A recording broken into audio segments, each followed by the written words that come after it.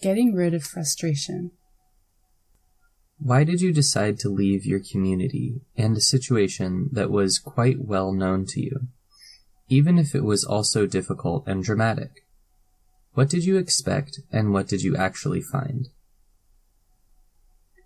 Maybe that is precisely the point. A situation can be known to such an extent that there are no aspects to be changed. There's no will to change your life, or even to keep on living. Life is continuously threatened, and you can be killed from one moment to the next. But it was not always like that.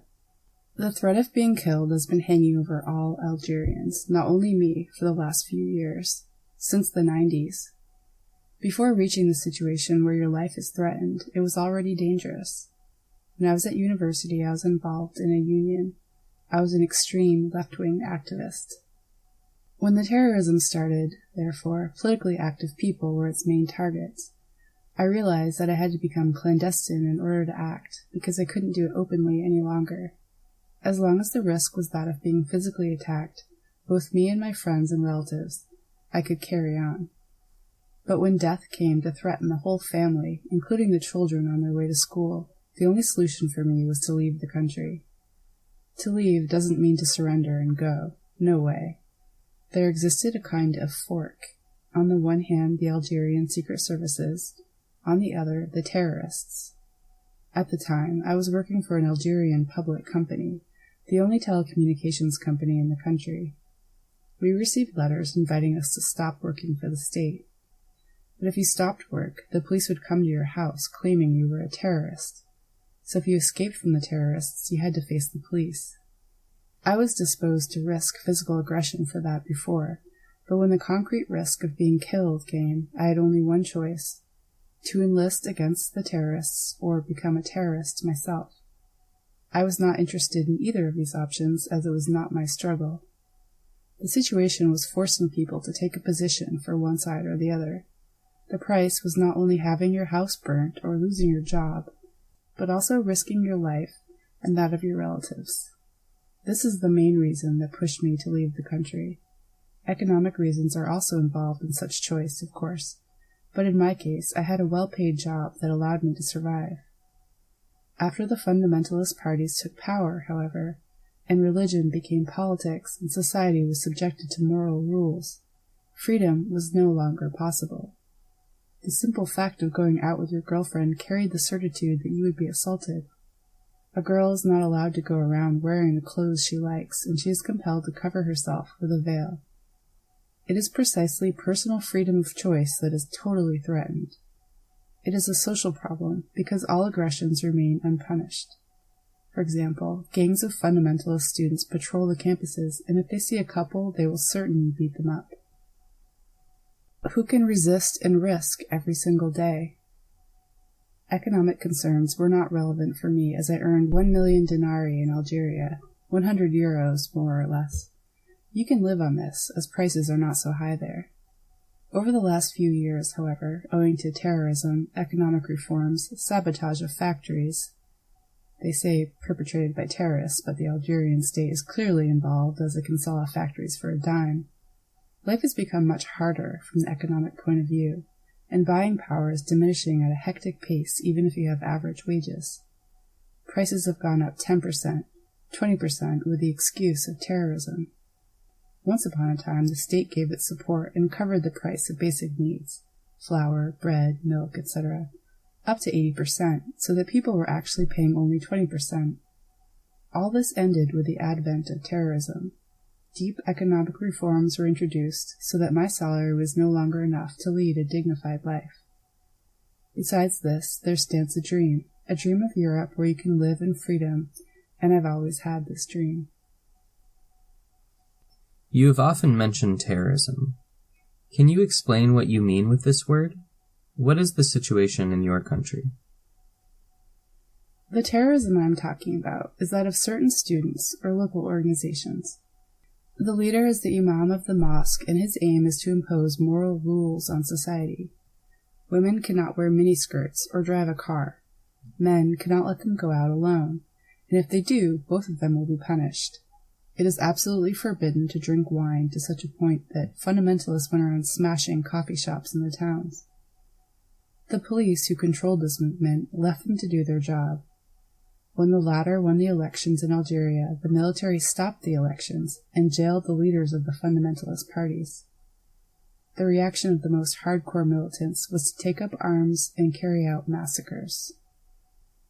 Once upon a time, you could fight them with ideas, make propaganda against them, and resist their threats. Now they don't limit themselves to burning your house or throwing acid on women. They also kill you and put bombs on buses. For example, when I worked, we had to go out of the building at least 5 times a day as they claimed there was a bomb on the 2nd floor, and all of us ran off. They sowed terror. 200,000 people died in Algeria between 1992 and 2002. They were harmless people who couldn't escape abroad or take up arms against terrorists or defend themselves against the Algerian secret services. Algerian security agents in the military infiltrate the terrorist movement and have no intention of defending citizens against massacres. On the contrary, if you stay there, you have to kill, as you have no hope of surviving or fighting back. I don't want to kill anybody. I don't want to be a terrorist. There was a massacre one night in Algiers. I was working there at the time. 400 people were killed in one night, shot or butchered. The people who managed to escape from the village went to the nearest military barracks, not police headquarters, When you're in danger, you think that the authorities will help you. Well, the military shot these people and killed them. This is terrorism. Terrorists have killed common people, poor people who couldn't react. They have killed farmers. Many farmers have been killed in isolated spots over recent years with the complicity of the state. This didn't happen by chance. There is no private land in Algeria, as all the land is cultivated by communities and by people from the villages, and it doesn't belong to anybody. Now the land is being sold thanks to a process of privatization that is bringing a lot of money to the state and the army.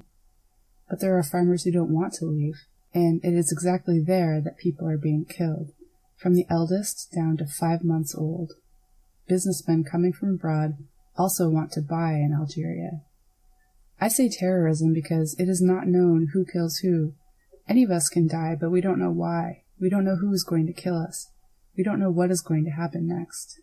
If there is any sacrifice to be made for a cause, that's okay. But here, the cause is incomprehensible and uncontrollable, and it is pointless to be killed under these conditions. So you tried to immigrate? I expected to find freedom here, individual and collective freedom. I was completely wrong as concerns individual freedom. As for collective freedom, I realized that it is not so simple. As we ignore reality, we are seduced by the Western media that give us a false image of it. And then immigrants coming back on holidays don't talk about the real situation. As I said before, it is a moral question. In a society where nobody tells others their problems, immigrants who live a very hard life abroad say that they are okay in the foreign country, that they can do this and that. On the contrary, for me, it was different. The first place I arrived at was a little village in the north of Italy, where a friend of mine had come 1 year earlier. I used to talk to him on the phone, and it seemed that it was okay for him. He never talked about his problems, even if I can imagine what they were like. I used to say to myself, no matter what problems I find in Italy, they will never be like the ones I face here. Mind you, there are Algerians who emigrate to Nigeria. As life is at risk in Algeria, people also experience social frustration. There is no freedom of expression because of both the morals of society and the rigidity of the political system. You cannot fail to be terrorized when you see the head of a friend or a relative of yours hanging on a village signpost. And when you are terrorized and you agree neither with the military or the fundamentalists, you have no choice but to leave the village. When I arrived in Italy, I found this friend of mine who was an agricultural worker and lived alone. He tried to get a job for me too. In fact, as soon as you arrive, you need to survive.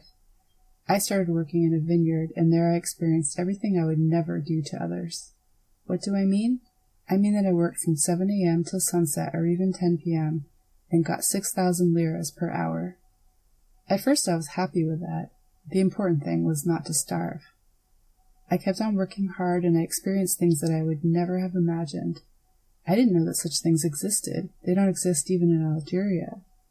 At the vineyard, everybody cut bunches of grapes, whereas my friend and I had to carry baskets along the line. Very hard work indeed. I remember it was very hot, and I told the woman boss that I needed to rest and asked to cut bunches instead. She didn't accept, as she wanted us to do the hardest job.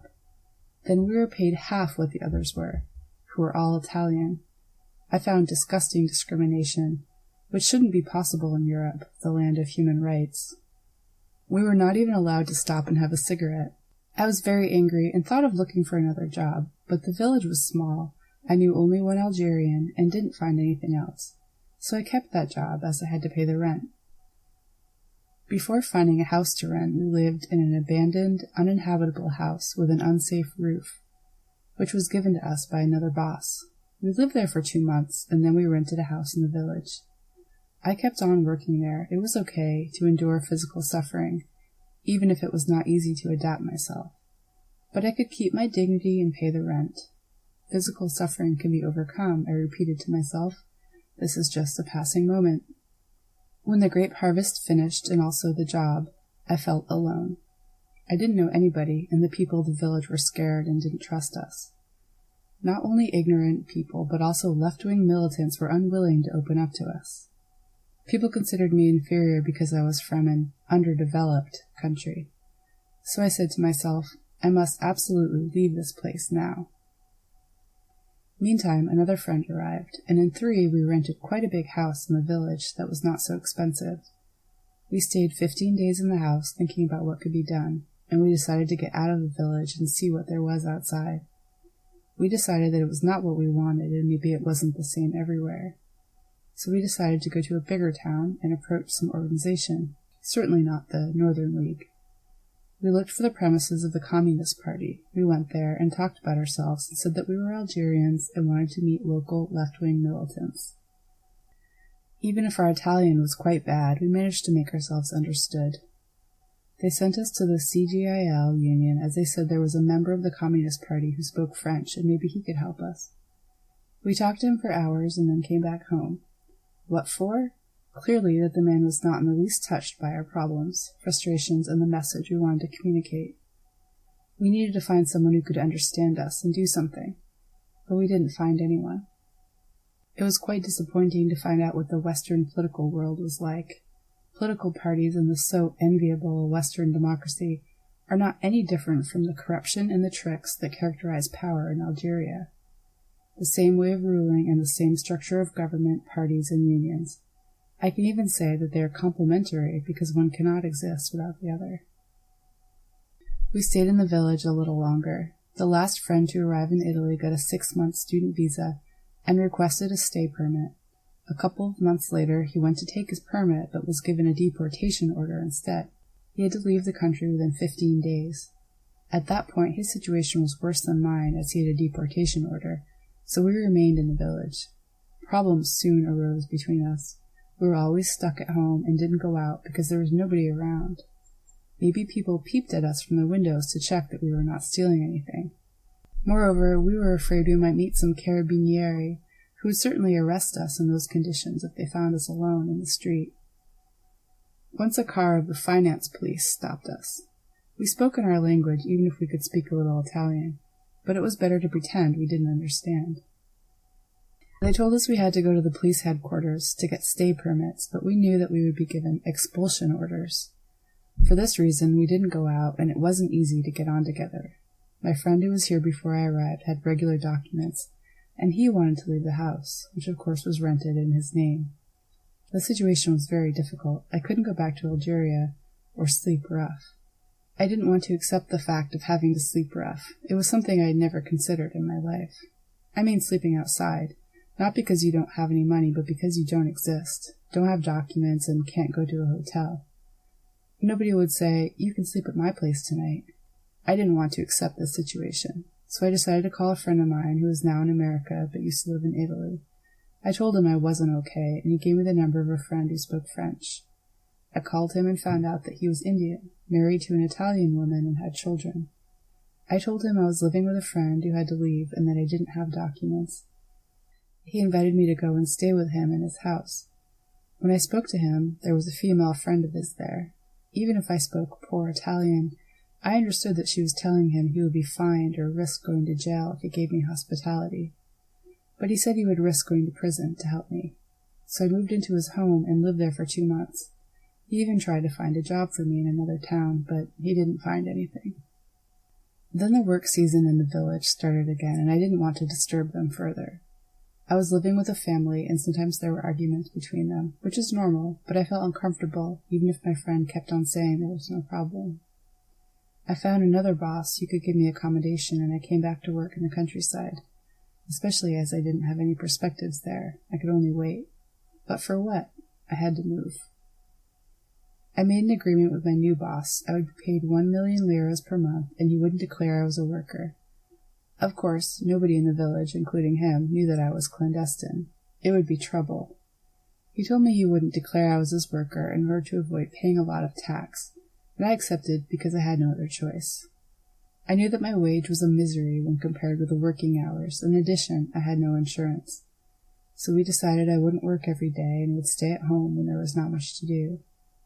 I worked for him for 6 months, sometimes from 5 a.m. till midnight, and then I decided to take a 5-day holiday to go and see my Indian friend. But the boss was not happy and called me to ask me to come back to work. I came back, talked with him, and defended the agreement we had made. Everything seemed to be okay. I worked for another 2 months without stopping, and then resolved to have a rest. This time he threatened he would sack me if I didn't turn up. That would be a tragedy for me, but I didn't intend to accept his threat. I wanted him to pay me 10,000 liras per hour because I was angry about his threats.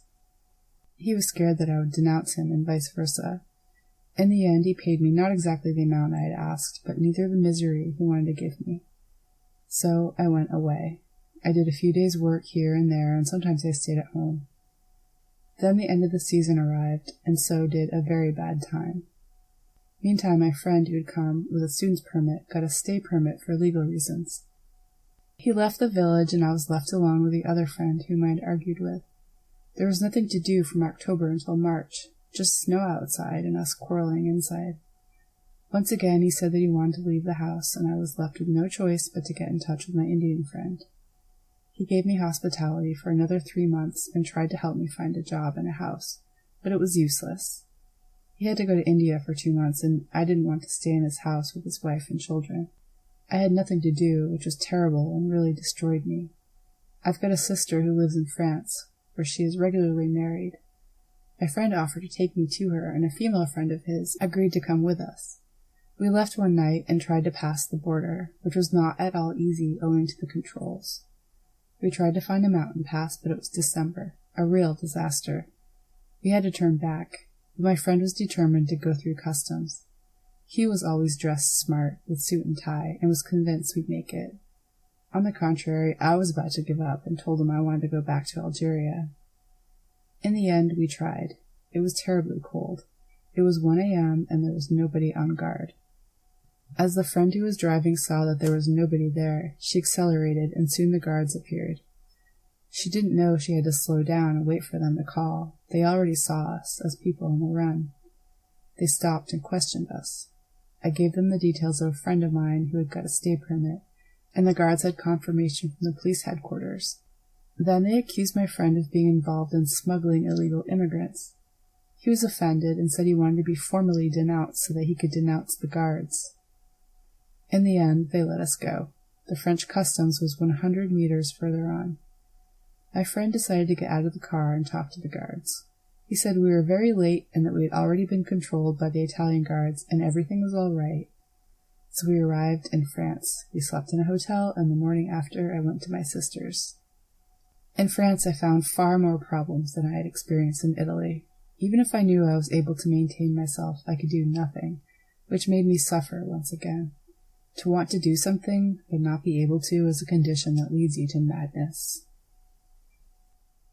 From a situation of solitude, or even of troubled relations with the people you worked with, you arrived at a place where you would certainly find more people of your country, which in a sense reminded you of your country, and also your relatives. What was this experience like? Relations with relatives are quite obvious. My sister knew I was clandestine and she didn't mind. The problem was in myself. In the morning, my sister woke up, got her children dressed, and went to work. Her husband did the same, whereas I stayed there doing nothing. This was not good at all. My relationship with the people of my country was quite particular because there was a big problem. I absolutely didn't want my parents to know about my conditions. I couldn't cope with the idea that they knew how I lived. So I obviously never told anyone how things were going and that I was compelled to call on someone and ask for a place to sleep. The other Algerians didn't tell me about their problems either, so our relationship was quite superficial. We met, had a chat and a drink together, and then everyone went back home. I also made many friends there who were clandestine and had exactly the same problems as me. They were immigrants who, like me, had emigrated during the second wave of migration in the 90s to escape terrorism. A special decree was issued by the French government for all these Algerians, who were thousands. French intellectuals and a certain political class pushed the government into adopting this solution, which is a kind of asylum similar to political asylum. It allows you to stay in the country and wait, but you don't have the right to work. Actually, you don't have any rights. You just have to wait. I still know people who have been waiting for 4 years. In the end, 8 months passed in France, whereas I had planned to sort out my situation in 2 months. Then the Napolitano decree was issued in Italy, a kind of amnesty. My Indian friend called me one day and offered to help me regulate my situation. I was very happy because I had wanted to stop living as a clandestine for many years. There was still the border to be crossed, but I was able to make it thanks to him. As soon as I was back in Italy, I applied for documents and had to wait ages. You need a job and accommodation in order to get a stay permit. How can a person without documents get a tenancy agreement? That's absurd. Thanks to my Indian friend, an Egyptian sorted my accommodation problem out. As for the work contract, my friend employed me as a member of the household staff. In the end, he managed to put together the dossier that would allow me to make a request for a stay permit. I had come back from France in September, but I was not given anything until May. I just got a document stating that I was waiting for a stay permit. At least I couldn't be arrested, so I started moving around looking for something to do. I went to a big town, which was a great change for me, as I could finally get out of the village. I found a job giving out flyers, but I still had the problem of where to sleep. I was paid 30,000 liras a day and had to travel in order to reach the town where I worked. The most important thing, however, was that I could move, and even if my wages were nothing, I had the chance to know the town, its people and places, not the monuments, of course. The documents, however, didn't arrive, and at a certain point I felt I was a burden on the family that gave me hospitality, and I said to myself that I had to get the thing sorted out as soon as possible.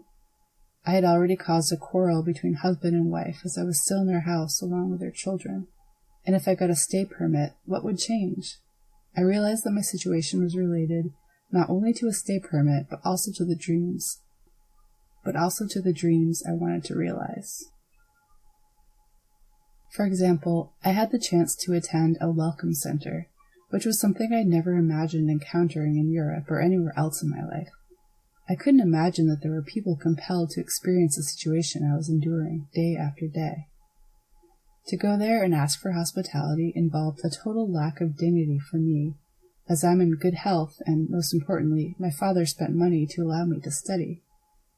I found it unacceptable to be in a situation like that, so I went into the center run by the church in the town suburbs, where I slept with people of other communities, Albanians, Tunisians, Moroccans. But my stay permit still didn't arrive, and there was also a time limit for staying at the center. You can't stay there for long and need to find another one after a while. What kind of document did you have to be able to move around while waiting for the stay permit? I had a receipt while waiting for an answer to my request. So I stayed in the center that's run by the church and kept on working giving out flyers. But I didn't have enough money as I got 30,000 liras per day, and sometimes I only worked 1 to 3 days a week. So I decided to work in agriculture again. I called someone in the village where I'd already worked. He told me there was a vacancy, and I started working in the village again while still sleeping at the center. It meant that I had to travel. The village was 60 kilometers from the town, work all the day long, and come back at 11 p.m. I felt it was something I had to do, especially as I couldn't do that before. I was afraid to buy a ticket and travel before. Finally, I got a stay permit a year after I applied for it, and the first thing I did was to buy a ticket to Algeria. Of course, I didn't have the money. In fact, it was my Indian friend who paid. I acted this way because I had another big problem. My girlfriend was in my country, which might seem nothing, but it wasn't because she wasn't doing so well in Algeria either. The main difficulty was that her parents knew about our engagement, which was unusual in that country. It's not like here where you can invite your fiancé home. It was like a word of honor, and I couldn't ignore it on any account because my father and a series of social factors were also involved. We have been together for 10 years, and during the 3 years I spent here I didn't see her at all, which was another cause of suffering, for both me and mostly her. So I bought that ticket, and a week later I was in Algeria. I saw her and my friends again and stayed there for a month and a half. On my way back to Italy, I wondered where I would go, given that I couldn't go back to that center. Once again, it was my Indian friend to invite me to his house as he had to go to India and said I could stay with his wife and children. I went there until I said to myself, "Stop it now. I've got a stay permit. I went to Algeria and saw my girlfriend and friends. What am I doing still in this house?" My Indian friend suggested I take my time as it was not at all easy, but I couldn't keep going on like that. I enrolled in a council center and got a room with another 6 people. It was a terrible experience that deepened my disappointment in my search for freedom. For example, I had never imagined having to experience things such as concealing drinking some wine. To drink wine is a risk in Algeria, too, but why was I not allowed to drink wine in Italy, a European democratic country? In that center, drinking wine was forbidden, and I had also to leave the place at 7 a.m. Anyone who goes to a place like that is forced to do so because they have no money for rent or cannot rent for other reasons. At 7 a.m., therefore, even in winter, when it is 10 degrees Celsius below zero, a woman who works inside as a guard tells the people to get out. At 9:30 p.m., all the lights are off and you have to sleep. A terrible disappointment to me, heavy treatment. Wine cannot be drunk because Moroccans make trouble, and discipline must be respected. A real disaster. At the age of 30, I have to be told what to do because they want me to be the way they like. What rage, what frustration. Then, although I had a stay permit, I had to work in agriculture again. Actually, the stay permit didn't change my economic situation much. I also did temporary work, for example in factories, where I was even injured. As I said before, I had never imagined this kind of situation. I still hoped to get a job in Italy where I could use my diploma. I was really confident in my skills and that I would be able to do this job in Italy or elsewhere, especially as some friends of mine who had studied telecommunications like me had found jobs in the field. The hope of finding this kind of job kept me going. I did hard work in the hope of finding something else later, and so I also did temporary jobs for 15 days while staying at the Welcome Center. Unfortunately, the time limit for staying in the center arrived, and I didn't know what to do. It was out of the question to go back to my Indian friend. So a friend of mine who had also finished his time in the center and I decided to rent a house. Actually, we had no other choice. It took days and nights. If we answered some advert directly, we were denied everything. And if we asked some Italian friend to make a telephone call for us, when we arrived on the spot, we were told things like, "My daughter has rented the house to her boyfriend. My husband has already rented the house." All excuses not to rent a house to us. The last week before expulsion from the center, a female Moroccan friend found a house, and she knew I was looking for one too. The landlord told her that he could rent the house for 3 million liras, because he had done some work on it, and he would also leave a washing machine. My friend said she would decide with her husband. She was not my wife, and this was only an expedient for getting the house. They thought we were married. When we went to see the administrators of the building, my friend wore a veil, and I said she couldn't speak Italian. We wanted to avoid falling into contradiction if they asked us any questions. It might seem easy, like a game, but the situation was actually very serious, as we risked ending up on the street. My other friend and I agreed to pay 3 million liras per month, but obviously we didn't have the money. A friend working in another town, however, sent us some money. so we gave the landlord 1,700,000 liras, plus the money for the rent, and settled in the attic. 1 week later, my friend found a job with his diploma, and his situation improved considerably. 15 days later, I found a job in a big telecommunications company. We would therefore apply for a loan, which we would repay with our work. Now I had to keep my word with my girlfriend's father and marry her. As they say in my country, if you make a promise, it is like a gunshot that goes out and cannot be taken back. It was also a question of dignity concerning my family and hers, so I went there and got married. When I was in Algeria, I got the money that we had borrowed from the friend who had already helped us to pay the landlord. 4 million liras, which is quite a large amount in Algeria, if you consider that you cannot earn more than 200,000 liras per month there. As I came back to Italy after getting married, the struggle to bring my wife to Italy began, and with it new frustrations arrived. In fact, neither my stay permit nor the job with my diploma could make me feel free. I didn't feel as if I had found what I was looking for. The problems had simply changed. What are the actual differences and perspectives in passing from illegal to legal immigration status? As you wait for the stay permit, you have the illusion that your situation will change, but when you get it, new problems and frustrations come as well. At least you have hope when you are waiting for the stay permit. In the end, it is worse, owing to the new problems that you have to face. For example, when you have a baby in Italy, you can get money for it from the council. But when my daughter was born, we were not given anything because we were foreigners. That is not a minor problem compared with the ones I had had to face before. My daughter has been discriminated against since birth, as she is considered inferior.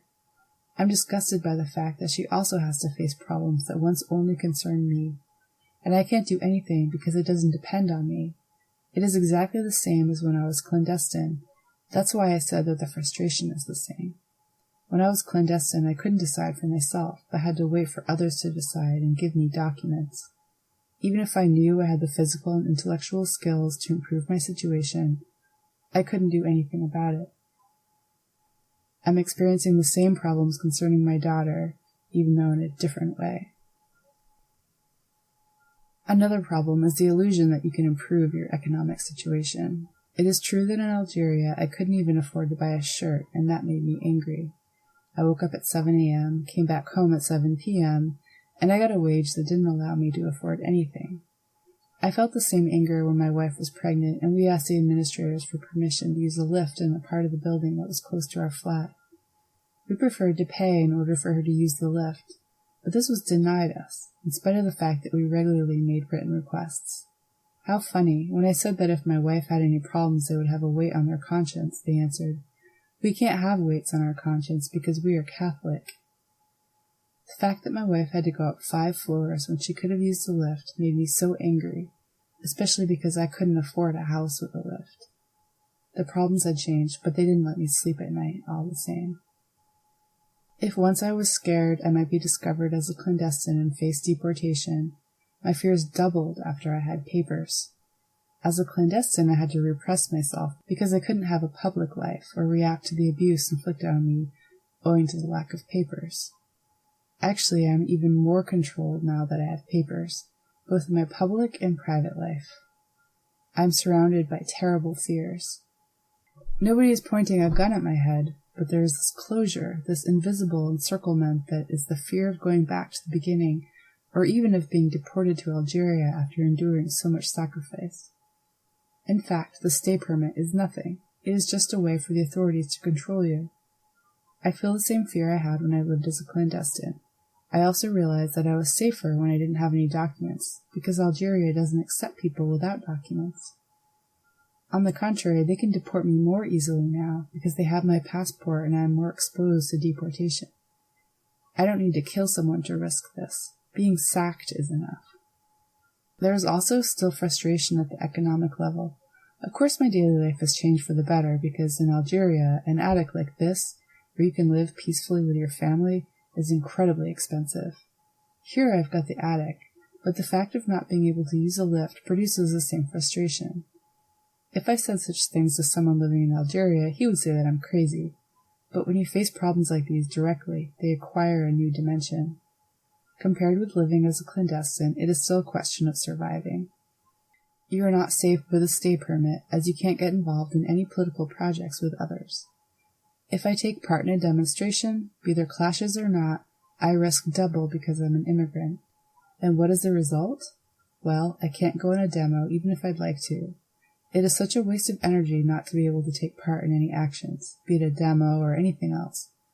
I want to do something, but I can't because I'm an immigrant. Not because I killed someone or robbed a bank, but due to the mere fact that I'm an immigrant. This is the biggest disappointment for those who are looking for freedom and hope to improve their conditions and those of their family. Living in clandestinity was a passage in the conditions you had to face, whereas being an immigrant, with all that you left behind in the search for freedom and the fulfillment of your aspirations, is something that never ends and which you can't escape from. It is a status that pushes you into overcoming all difficulties and going ahead to find some improvement that can cancel the immediate frustration. Although you know that you might face more frustration when you find yourself faced with whatever problem. It seemed to me that your condition as an immigrant, more than that of clandestinity, affects your life day after day and the perspectives ahead of you. Being an immigrant affects every aspect of your life, especially as you don't choose to emigrate, but you are compelled to. When you have to emigrate, you always have the hope that you will improve your situation, but you really just change your problems and frustration. If you are frustrated because you can't live your sentimental life, or because you don't even have water to drink, you can't calculate the level of your frustration and say that this problem frustrates you more than the other. It is exactly the same thing. You live as a clandestine in the hope that it will come to an end, and you face this condition without going crazy because you have the hope that it will change. When you are no longer clandestine, you realize that your problems are still there.